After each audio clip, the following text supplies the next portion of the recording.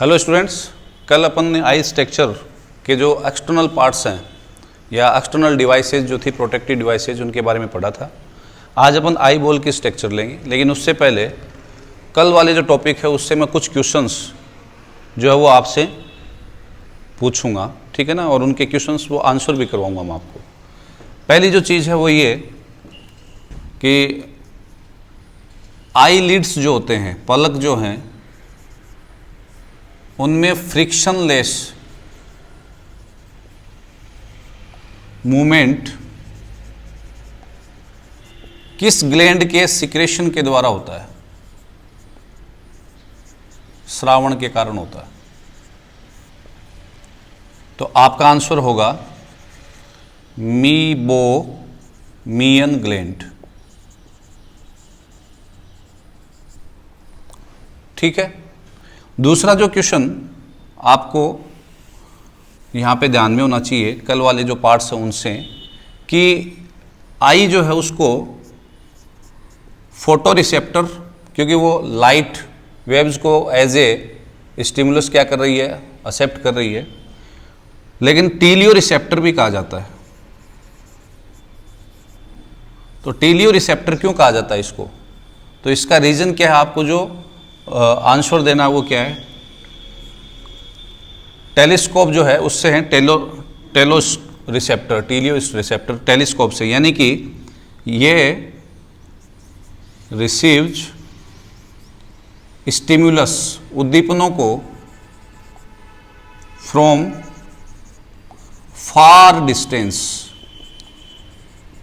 ठीक है ना, बहुत दूरी से स्टिमुलस को ये क्या करती है, फार डिस्टेंस से, दूरी से स्टिमुलस यानी कि उद्दीपन को क्या करती है, ग्रहण करती है, रिसीव करती है। इसलिए इसको अपन क्या बोलते हैं, टीलियो रिसेप्टर। ठीक है। फिर एक तीसरा क्वेश्चन जो है वो आई मसल से रिलेटेड है। अपन ने बात की थी स्क्विंट या स्ट्राबिस्मस बोलते हैं उसको। ये क्या है? स्ट्राबिस्मस और स्क्विंट डिजीज क्या है? तो ये ऐसी डिजीज है या प्रॉब्लम है या जो डिफेक्ट अपन कह सकते हैं, जो defect in eye ball muscles. कौन सी? रेक्टस और ओब्लिक मसल जो थी उनके अंदर होने वाले डिफेक्ट्स हैं। भेंगापन आता है, उस भेंगेपन को इंग्लिश में अपन क्या बोल रहे हैं, स्क्विंट या स्ट्राबिस्मस डिजीज। ठीक है। तो एक क्वेश्चन आपको ये ध्यान में रखना है। नेक्स्ट एक चीज आपको ये ध्यान रखनी है कि वो कौन सी नर्व हैं जो आईबॉल मसल्स जो हैं उनको इन्वर्ट करती हैं, यानी कि घेरे हुए रहती हैं, आच्छादित करती हैं। तो उन मसल्स का क्या नाम है? ठीक है ना, इनरवेट करने वाली जो मसल्स हैं तो उनका नाम क्या है? ठीक है ना, आच्छादित, इनरवेटेड यानी कि आच्छादित करने वाली। तो उनको अपन कौन कौन सी बताई थी, आपको ध्यान में हो तो? एक तो होती है pathetic nerve, pathetic nerve, that is the third. ठीक है ना। पैथेटिक नर्व के अलावा एक होती है एब्डाइसमस या एब्डाइसेंस भी बोलते हैं उसको, एब्डाइसेंस। ये होती है फोर्थ, और एक होती है बेटा सिक्स्थ। ये तीन नर्व हैं जो क्रेनियल नर्व हैं, और ये क्या करती हैं, जो आई बॉल है उसके ऊपर जो मसल्स हैं उन मसल्स को कवर करने का काम करती हैं, यानी कि उन मसल्स तक सेंस ले जाने का काम करती हैं, क्योंकि उन मसल्स में जो सूचना पहुंचेगी उसी के अकॉर्डिंग आंखों का क्या होगा, रोटेशन होगा। ठीक है ना। तो वो काम कौन कर रहा है? वो मसल्स कहाँ लगी हुई हैं? कल की क्लास में अपन ने पढ़ा था, यहाँ लगी हुई हैं आई बॉल के ऊपर चारों तरफ। कौन कौन सी? 4 रेक्टस थी और 2 ओब्लिक थी। तो वो नर्व्स कौन सी हैं, आपको ये ध्यान में रखना है, जो उन मसल्स को घेरे हुए रखती हैं, आच्छादित करती हैं, इनरवेट करती हैं। 3rd, 4th एंड 6th ये मसल्स हैं, सॉरी ये नर्व हैं जो उन मसल्स को क्या करती हैं, कवर करने का काम करती हैं। अब अपन आते हैं किसके ऊपर, आई बॉल की स्ट्रक्चर पे। तो तो आई बॉल की जो स्ट्रक्चर है उसके अंदर 3 इंपॉर्टेंट लेयर्स हैं बेटा, ठीक है ना। वो 3 इंपॉर्टेंट लेयर्स कौन सी हैं? देखिए, सबसे आउटर जो लेयर होती है उस आउटर लेयर को अपन बोलते हैं फाइब्रस ट्यूनिक, ठीक है। फाइब्रस ट्यूनिक जो है, उसके बाद जो नेक्स्ट लेयर होती है वो कहलाती है वेस्क्यूलेरिस ट्यूनिक, और वेस्क्यूलेरिस ट्यूनिक के बाद में जो थर्ड लेयर है, फर्स्ट, सेकंड और ये थर्ड, जो थर्ड लेयर है उसको बोलते हैं न्यूरो सेंसरी ट्यूनिक। यानी कि आई बॉल के अंदर ये 3 पर्टिकुलर लेयर्स होती हैं, आउटर लेयर्स, जो आई बॉल को डिजाइन करने का काम कर रही हैं, ठीक है। डायग्रामेटिकली अगर अपन देखें तो इसमें ये जो आउटर मोस्ट है ये कौन सी हो गई? फाइब्रस। फिर ये सेकंड वेस्क्यूलेरिस, और फिर ये third neuro sensory. These are the 3 layers, ठीक है। तो 1 by 1 we will discuss about these first. पहले अपन इनके बारे में बात करेंगे। सबसे पहले अपन ले रहे हैं बेटा फाइब्रस ट्यूनिक। फाइब्रस ट्यूनिक जो है आउटर मोस्ट लेयर है। अब इस आउटर मोस्ट लेयर का ये जो पार्ट है ये ऑर्बिट के अंदर, यानी कि आई ऑर्बिट जो है उसके अंदर रहेगा यहां तक, और ये जो पार्ट है ये बाहर दिखाई देगा, ठीक है।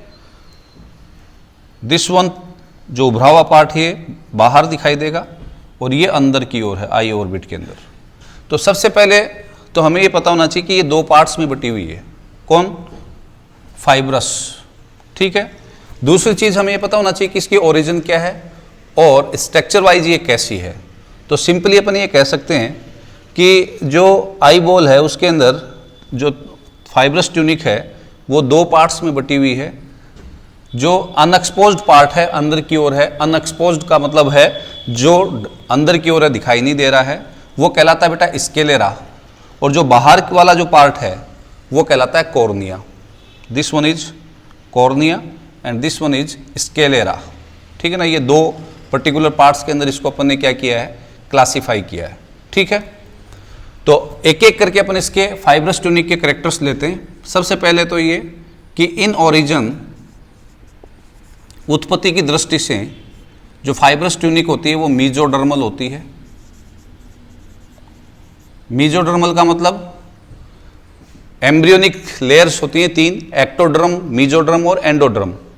तो इसकी जो ओरिजिन होती है वो किससे होती है? मीजोडर्म से होती है। तो अपन ये कह सकते हैं कि मीजोडर्मल ओरिजिन है इसकी, ठीक है। और ये जो फाइब्रस लेयर है ये थिक फाइब्रस है, इसलिए थिक फाइब्रस कनेक्टिव टिश्यू की बनी होती है। This is made up of thick fibrous connective tissue. Thick fibrous connective tissue की ये बनी होगी, रेशेदार संयोजी उत्तक की, ठीक है ना। थिक का मतलब मोटे, मजबूत। आई बॉल की आउटर मोस्ट लेयर है, सबसे बाहर वाली लेयर है ये, आउटर मोस्ट लेयर है किसकी? आई बॉल की, ठीक है। तो ये चीजें अपने को ध्यान में रहनी चाहिए। अब देखिए, कुछ बुक्स के अंदर इस पूरी की पूरी लेयर को ही फाइब्रस लेयर ट्यूनिक की जगह पे स्क्लेरोटिक लेयर भी कहा जा सकता है। स्क्लेरोटिक लेयर भी ये कहलाती है। लेकिन अभी अपन इसको डिवाइड करेंगे 2 पार्ट्स में।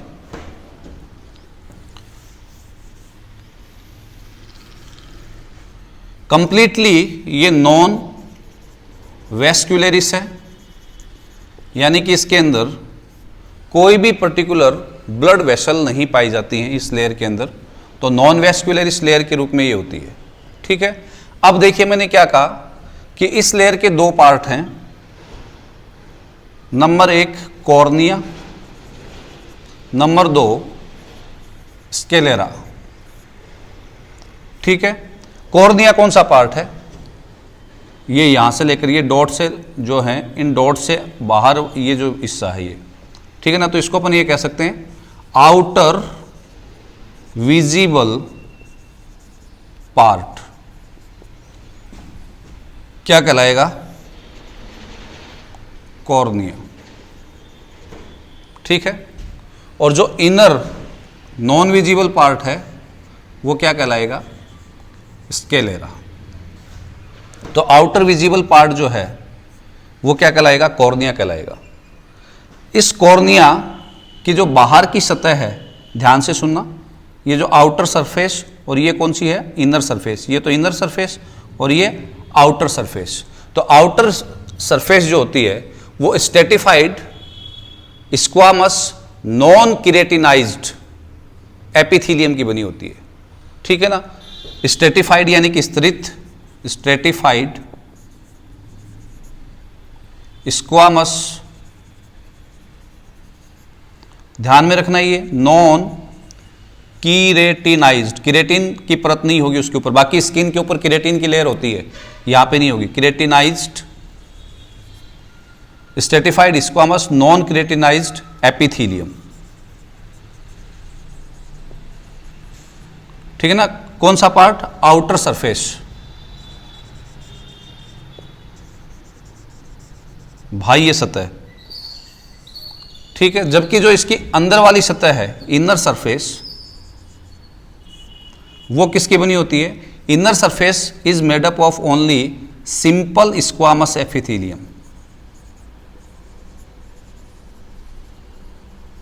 सिंपल स्क्वामस एपिथेलियम की बनी होगी,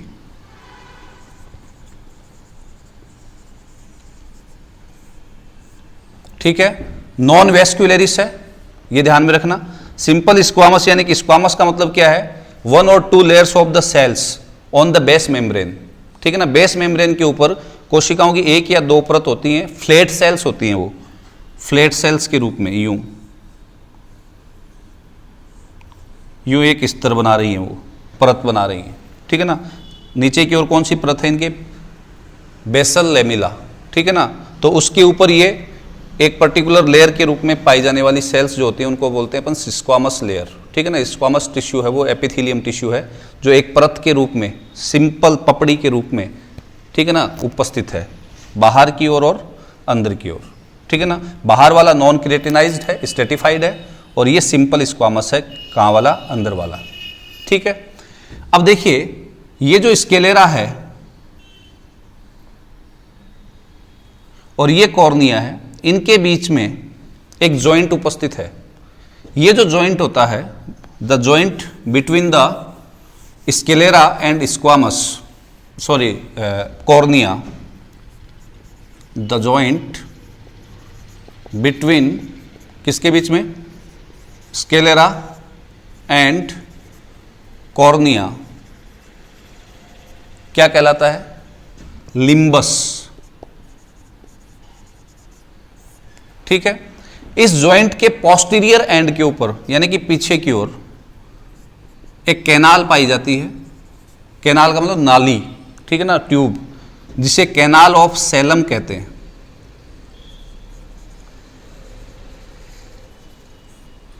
और ये कैनाल ऑफ सैलम क्या करती है बेटा? देखिए इस आई के अंदर 2 चेंबर हैं, एक लेंस से इधर, इसको अपन बोलते हैं vitreous chamber, VC, vitreous chamber, आगे पढ़ेंगे अपन। और एक इससे आगे, ये कहलाता है एक्वस चेंबर, ठीक है। तो इस एक्वस चेंबर के अंदर एक्वस फ्लूइड होता है, फ्लूइड का मतलब तरल, एक्वस तरल होता है, ट्रांसपेरेंट। उस एक्वस फ्लूइड को ये कैनाल यहां से ड्रेन करती है, ड्रेन का मतलब सोखती है, और कहां पे ट्रांसफर करती है? वीनस ब्लड में। वीनस ब्लड का मतलब वेन्स के अंदर, ठीक है। तो कैनाल ऑफ सैलम का काम क्या है? इट ड्रेन्स एक्वस फ्लूइड या aqueous humour in venous blood from aqueous chamber. इस एक्वस चेंबर से फ्लूइड को क्या करती है? ड्रेन करेगी, ट्रांसफर करेगी, किसको? वीनस ब्लड को, जिससे यहां पे एक्वस फ्लूइड जो लगातार बनता रहता है उसकी मात्रा बढ़े नहीं। क्योंकि अगर उसकी मात्रा बढ़ेगी, ध्यान से सुनना, तो यहां पे उसकी मात्रा बढ़ेगी तो उसका प्रेशर, ये जो न्यूरोसेंसरी लेयर है इसको डैमेज कर देगा, कारण इंट्रा ऑक्यूलर प्रेशर बढ़ेगा।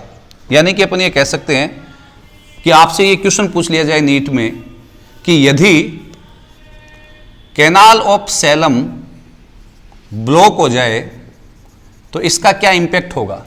तो कैनाल ऑफ सैलम अगर ब्लॉक हो जाएगी तो व्हाट विल हैपन, यहां पे एक्वस ह्यूमर या फ्लूइड, एक्वस ह्यूमर बोल दीजिए या फ्लूइड, वो बढ़ता जाएगा। वो बढ़ता जाएगा तो वो क्या करेगा, इंट्रा ऑक्यूलर, अंतः जो ऑक्यूलर यानी कि नेत्र जो है या ऑर्बिट है उसके अंदर क्या करेगा, pressure, intra ocular pressure increase होगा, जिससे न्यूरोसेंसरी लेयर डैमेज होगी। और न्यूरोसेंसरी लेयर अगर डैमेज होगी तो मोस्टली यही विजन से रिलेटेड है, ठीक है ना। तो इसका मतलब क्या है, क्या आएगी, ब्लाइंडनेस, ठीक है। और ये जो ब्लाइंडनेस है, ये जो प्रॉब्लम है, इसको एक स्पेसिफिक नाम दिया जाता है जिसको अपन बोलते हैं glaucoma.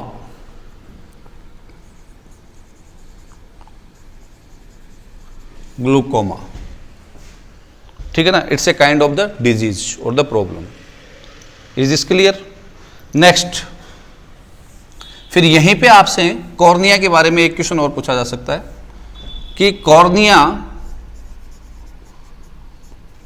Transplant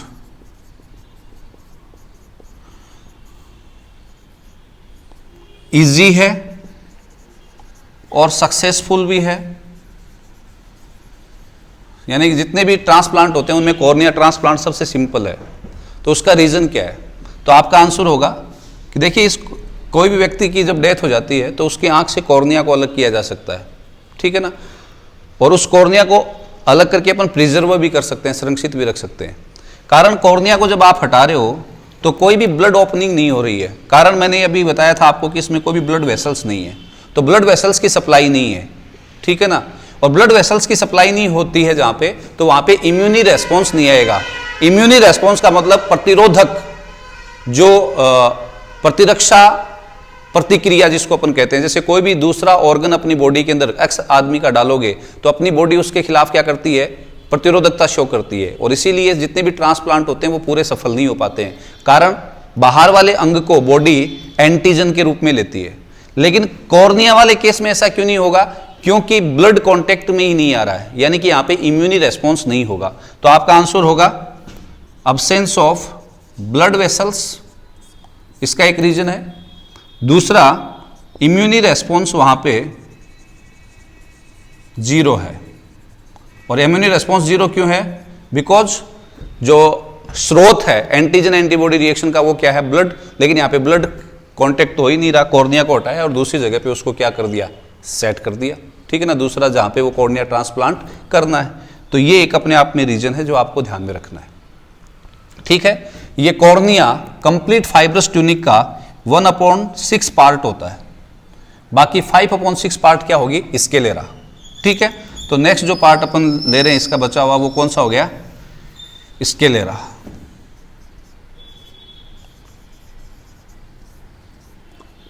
this is 5/6 part of the total. Total का ये क्या है, 5/6 भाग है, कौन सा, जो स्केलेरा है वो, ठीक है।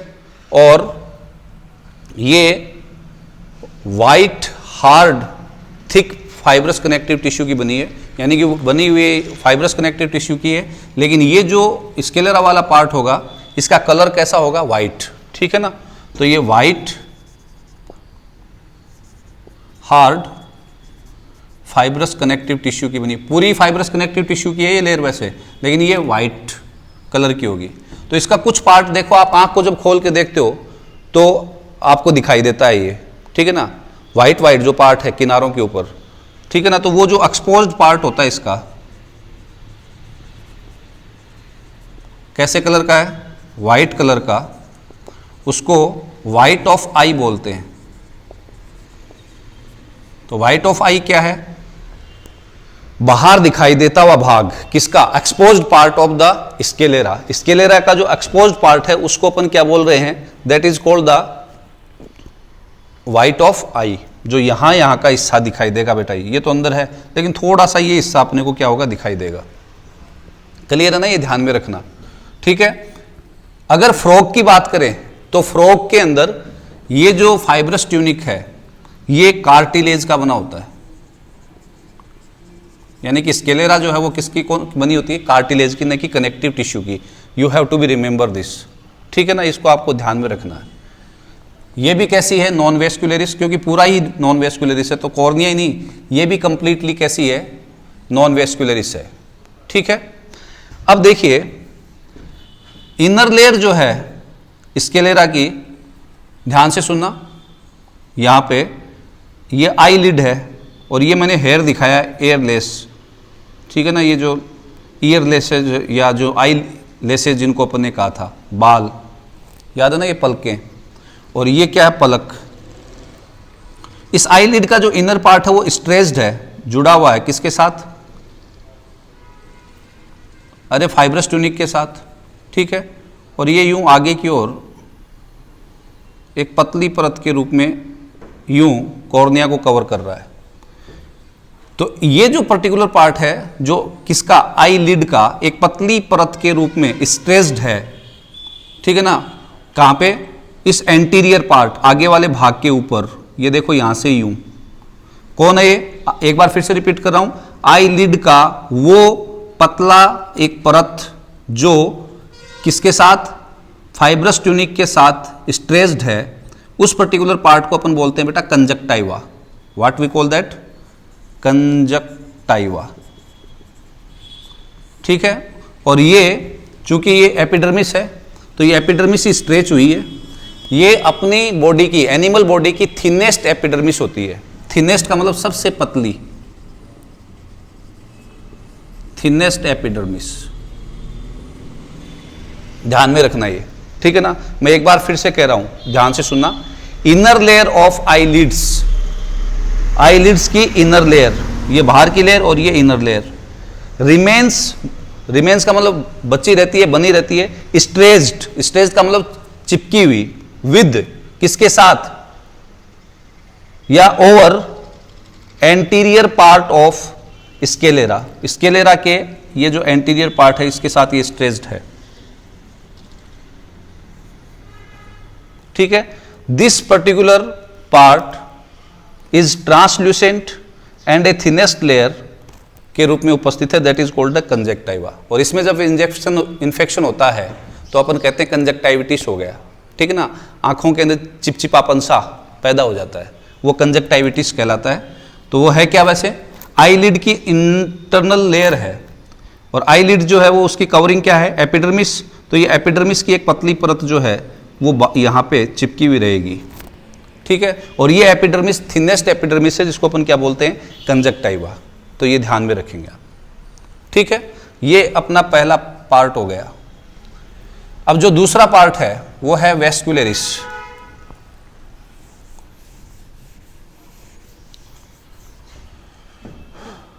सेकेंड लेयर वेस्कुलरिस ट्यूनिक,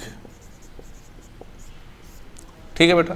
तो देखिए वेस्कुलरिस जो ट्यूनिक है उसके अंदर ये जो यहां से लेकर के अंदर तक का पार्ट है, ये इसको अपन बोलते हैं बेटा कोरोइड, ठीक है। अब यहां पे आप देखिए ये वेस्कुलरिस जो है वो स्केलेरा से अलग हो रही है और अलग होकर के नीचे की ओर लटक रही है, यानी कि इनरवार्ड मूवमेंट कर रही है, इंक्लाइन हो रही है, ठीक है। तो ये जो हिस्सा होता है इसका ये कहलाता है आइरिस, डायफ्राम की तरह होता है कैमरे के, आइरिस, ठीक है। और इसके जो प्रोजेक्शन निकले हुए हैं यूं, ये प्रोजेक्शन जो है उसको अपन बोलते हैं बेटा सीलियरी बॉडी, यानी कि आगे का एक्सपेंडेड पार्ट जो है, बढ़ता हुआ भाग, वो तो क्या है, आइरिस। और जो इस कोरोइड से आगे ये प्रोजेक्शन से निकल रहे हैं ये क्या है, सीलियरी बॉडी। सीलियरी बॉडी से ये क्या निकल रहे हैं, सस्पेंशन लिगामेंट, और इन सस्पेंशन लिगामेंट की सहायता से किसको होल्ड किया हुआ है? This one is the lens, ये लेंस को होल्ड किया हुआ है, ठीक है। आइरिस जो हैं उनके बीच में ये जो स्पेस दिखाई दे रहा है इसको अपन बोलते हैं बेटा pupil. What we call that? Pupil. तो अगर अपन देखें कोरोइड लेयर को, सॉरी वेस्कुलरिस लेयर को, तो वो कितने पार्ट्स में बटी हुई है? कोरोइड, आइरिस और सीलियरी बॉडी, यानी कि इसके 3 पार्ट है। Number 1 choroid, number 2 ciliary body और नंबर 3 आइरिस, ठीक है। 5/6 पार्ट ये है और ये दोनों मिलकर के 1/6 पार्ट बना रहे हैं। तो सबसे पहले तो अपने को ये पता होना चाहिए कि ये जो स्ट्रक्चर है वो कैसी है, उत्पत्ति की दृष्टि से कैसी है। तो आपको ध्यान में रखना चाहिए कि ये भी उत्पत्ति की दृष्टि से मीजोडर्मल है। कैसी है? मीजोडर्मल। क्लियर है? कौन?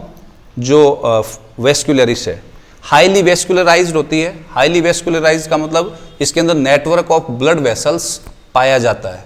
किसके अंदर? वेस्कुलरिस ट्यूनिक के अंदर।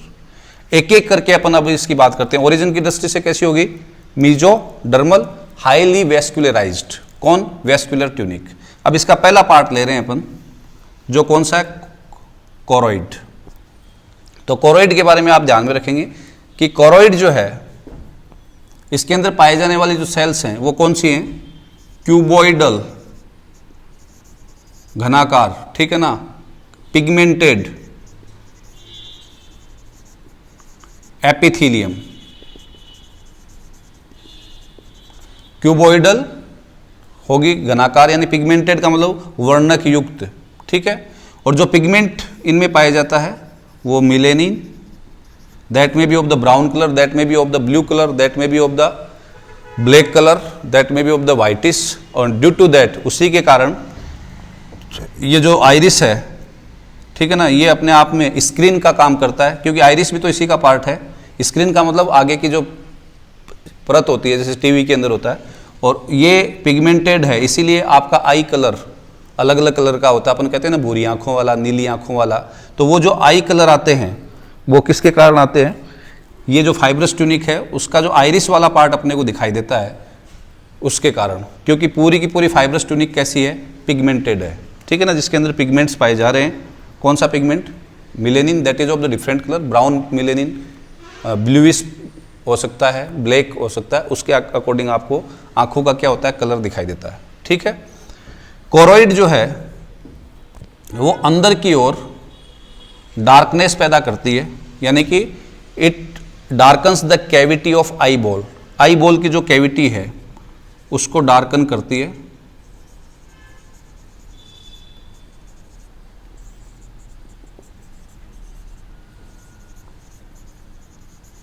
ठीक है। इससे क्या फायदा होगा?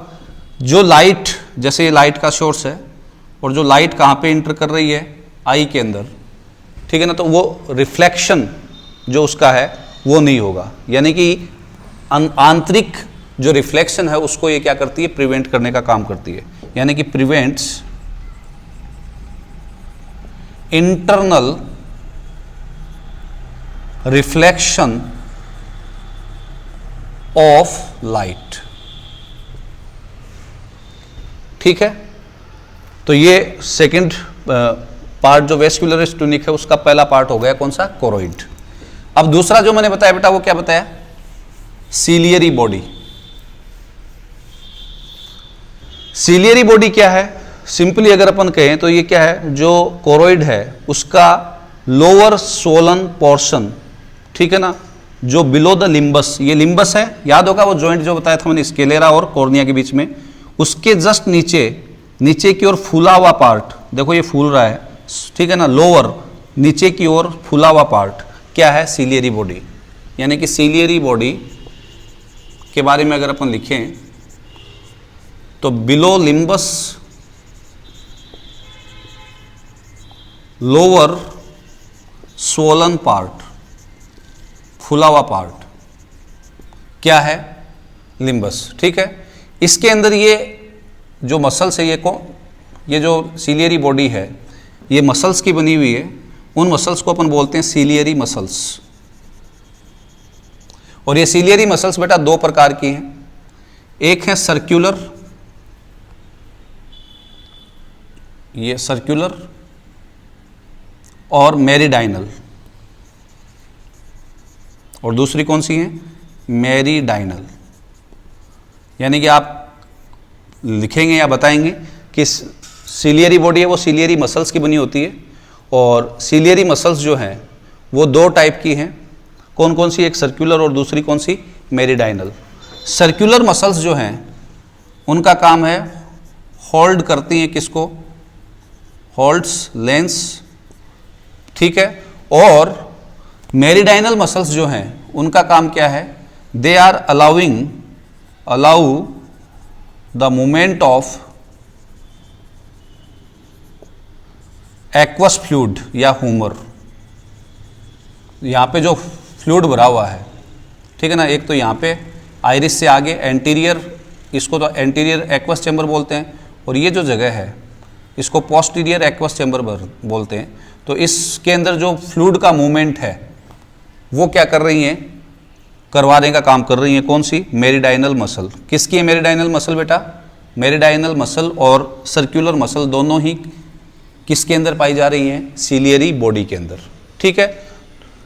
तीसरा काम जो इसका है, मुख्य काम, कि सस्पेंसरी लिगामेंट्स की सहायता से ये लेंस जो है उसको होल्ड करने का काम कर रही है। मुख्य काम यही है, जिसमें उनकी मदद कौन सी कर रही हैं, सर्कुलर मसल्स, सीलियरी बॉडी की सर्कुलर मसल्स जो है वो मदद कर रही हैं। तो मुख्य काम तो क्या है सीलियरी बॉडी का, सस्पेंशन लिगामेंट्स की सहायता से लेंस को होल्ड करना, ठीक है।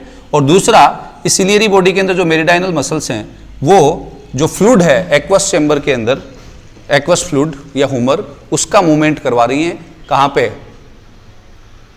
अरे विनस ब्लड यानी कि वेंस की ओर, और आर्टरी से उसको अंदर की ओर ले रही है, ठीक है ना। तो उसका जो मूवमेंट है लगातार होता रहे, ठीक है ना, नया आता रहे पुराना निकलता रहे, वो मूवमेंट करवाने का काम कर रही है कौन सी, मेरिडाइनल मसल्स। क्लियर है। नेक्स्ट, तीसरी जो स्ट्रक्चर है वो है आइरिस। ये तो इसके बारे में अपन बात करते हैं।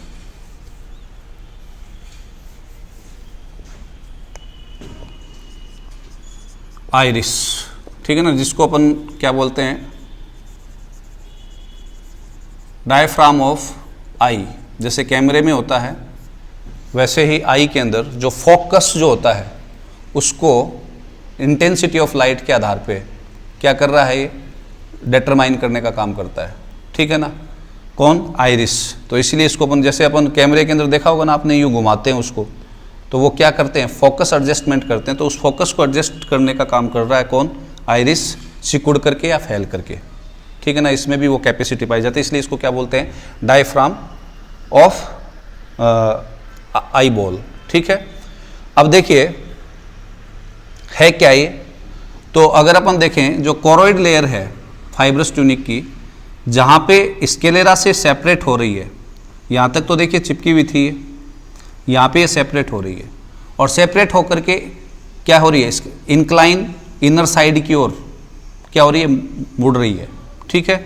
तो वी कैन से कि कोरोइड जहाँ पे स्केलेरा से सेपरेट होकर के इंक्लाइन होती है इनर साइड की ओर, वो जो पर्टिकुलर स्ट्रक्चर बन रही है, क्या, कलर्ड स्ट्रक्चर। इसको कलर्ड स्ट्रक्चर क्यों कह रहे हैं, क्योंकि मैंने कहा था इसमें पिगमेंट पाए जाते हैं, और मैंने कहा था कि इसी के कारण आँख का कलर दिखाई देता है। उस स्ट्रक्चर को अपन क्या बोल रहे हैं, आइरिस।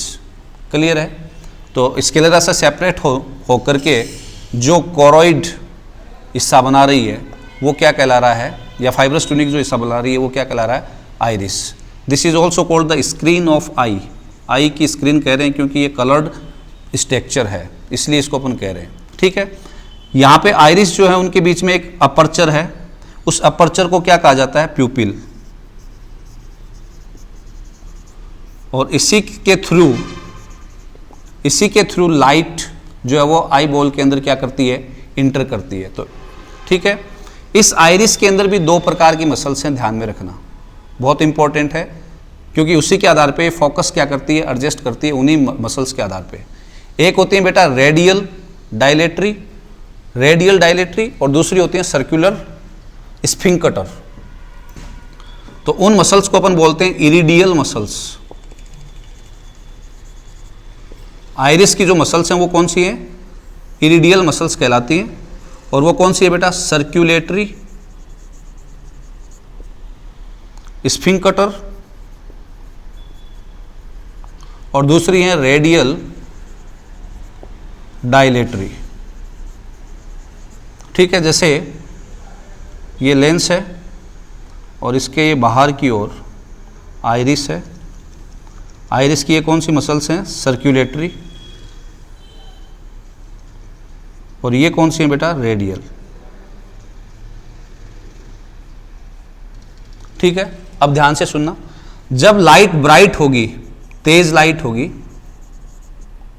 इन ब्राइट लाइट, सर्कुलेटरी जो मसल्स हैं, सर्कुलेटरी मसल्स हैं, वो कॉन्स्ट्रिक्ट होंगी, सिकुड़ेंगी, उनमें कॉन्स्ट्रिक्शन होगा। कौन सी मसल्स में? सर्कुलेटरी मसल्स में, इन ब्राइट लाइट। और ऐसा होगा तो क्या होगा बेटा? जो प्यूपिल है, क्योंकि प्यूपिल के अंदर, क्यों ये प्यूपिल है, इसके अंदर क्या है? लेंस। तो प्यूपिल जो है उसका डायमीटर क्या होगा? कम होगा। और इसीलिए अपन तेज लाइट जब होती है तो क्या होता है, देखिए आपको खुद को भी महसूस होगा कि अपनी जो आँख की जो इंटेंसिटी है वो थोड़ी सी कम होती है। कारण जो इंटेंसिटी ऑफ लाइट ज़्यादा है, तो उस स्थिति में कौन? आइरिस की जो इरिडियल मसल्स हैं, इरिडियल मसल्स में भी कौन सी? सर्कुलेटरी स्फिंक्टर, उनमें कॉन्स्ट्रिक्शन होता है, जिससे प्यूपिल जो है वो यूं आ जाएगा। तो ये जो आइरिस है वो आगे यूं खिसक जाएगा, तो प्यूपिल एरिया क्या हो जाएगा? कम हो जाएगा। ठीक है, यानी कि ये यहां तक आ गया मान लो, तो ये प्यूपिल का जो अपर्चर है वो क्या हो गया? उसका डायमीटर क्या हो गया? कम हो गया। क्लियर है? अगर लाइट कैसी है बेटा? डिम। अंधेरे में अपन आंखें फाड़ फाड़ करके देखते हैं ना, वो मतलब लाइट कैसी है? डिम है। तो ऐसी स्थिति में ये जो रेडियल मसल्स हैं, इनके अंदर क्या होगा? इन डिम लाइट रेडियल मसल्स में क्या होगा? कॉन्स्ट्रिक्शन। तो इससे क्या होगा? प्यूपिल का डायमीटर क्या हो जाएगा? इंक्रीज हो जाएगा। और इसीलिए मैंने इसको डायफ्राम कहा। Is this clear? तो इरिडियल मसल में कौन सी? सर्कुलेटरी स्फिंक्टर जो हैं वो क्या होंगी? कॉन्स्ट्रिक्ट होंगी। किसमें? ब्राइट लाइट में, तेज लाइट में, जिससे प्यूपिल एरिया क्या होगा? उसका डायमीटर क्या होगा? कम। और जो रेडियल डायलेटरी मसल्स हैं वो क्या होंगी? डिम लाइट के अंदर कॉन्स्ट्रिक्ट होंगी, मूवमेंट शो करेंगी, जिससे प्यूपिल का एरिया क्या होगा? बढ़ जाएगा, अपर्चर क्या हो जाएगा? चौड़ा, जिससे ज़्यादा लाइट इंटर कर सके, क्योंकि उस समय कम उपलब्ध है, इसलिए है उसकी मैक्सिमम क्या हो सके? अंदर जा सके, जिससे यहाँ पे मैक्यूला ल्यूटिया बोलते हैं इस हिस्से को, जहाँ पे इमेज बनती है। कौन से? न्यूरोसेंसरी पार्ट जो है उसका हिस्सा है, आगे पढ़ेंगे अपन, तो वहाँ पे इमेज बन सके। ठीक है, तो कहने का मतलब क्या है, आप ये ध्यान में रखें कि आपको अगर ये पूछा जाए कि what is the structure which controls the intensity of the light, तो आपका आंसर होगा प्यूपिल के जो है वो एक अपर्चर है, जो किसके बीच में? आइरिस के बीच में। तो आइरिस जो है ना वो स्ट्रक्चर है जो कंट्रोल करती है इंटेंसिटी ऑफ द लाइट। कैसे? By increasing and decreasing the diameter of प्यूपिल, प्यूपिल का डायमीटर इंक्रीज या डिक्रीज करके। ठीक है, तो इसका मतलब ये किसके रूप में काम कर रहा है? This is working as diaphragm. ठीक है, दूसरा आई कलर जो दिखाई देते हैं वो भी किसके कारण दिखाई देते हैं? आइरिस के कारण। ठीक है ना, क्योंकि वो पिगमेंटेड है और उसमें जिस प्रकार के कलर का पिगमेंट होगा उसी कलर की आपको क्या दिखाई देगी? आई दिखाई देगी। अब आपसे दो टर्म पूछी जा सकती हैं। एक पूछी जा सकती है मायोसिस क्या है? What do mean by the miosis? तो मायोसिस का मतलब सिंपली आप समझें कि वो मूवमेंट जिसके अंदर डायमीटर क्या हो रहा है? घट रहा है। किसका? प्यूपिल का। उसको अपन क्या बोलते हैं? मायोसिस। ठीक है, और दूसरा है मिड्रियासिस, MYDRIASIS, मिड्रियासिस। ठीक है ना, वो मूवमेंट जिसके अंदर प्यूपिल की साइज या डायमीटर क्या हो रहा है? इंक्रीज हो रहा है। तो यानी कि रेडियल डायलेटरी मसल्स के द्वारा जो मूवमेंट हुआ वो तो क्या कहलाएगा?